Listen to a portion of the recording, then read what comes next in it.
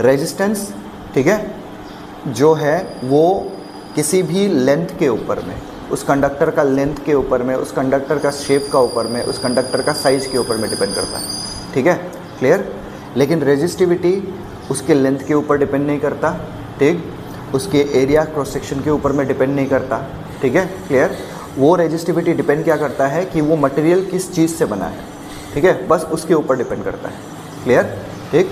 तो ये माइंड में अपना याद रखना। उसका एग्जांपल अगर हम देने से, जैसे मान के चलो कि 1 kg आयरन है यहाँ पर, ठीक है, और यहाँ पर 100 kg आयरन है, ठीक है, तो 1 kg आयरन का रेजिस्टिविटी और 100 kg आयरन का रेजिस्टिविटी दोनों बराबर होगा, ठीक है।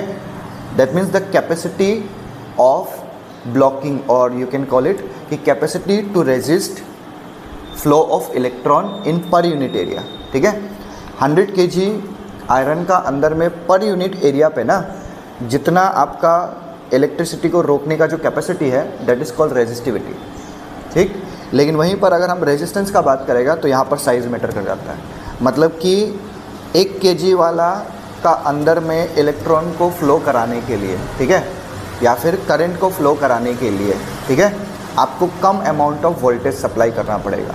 लेकिन 100 kg का अंदर में इलेक्ट्रॉन को फ्लो कराने के लिए या फिर करंट को फ्लो कराने के लिए जितना इस पे आप वोल्टेज लगा रहा था ना, उससे डबल ट्रिपल फोरबल कितना ज़्यादा लगाना पड़ेगा, तब जाके करंट इजीली पास ऑन होगा।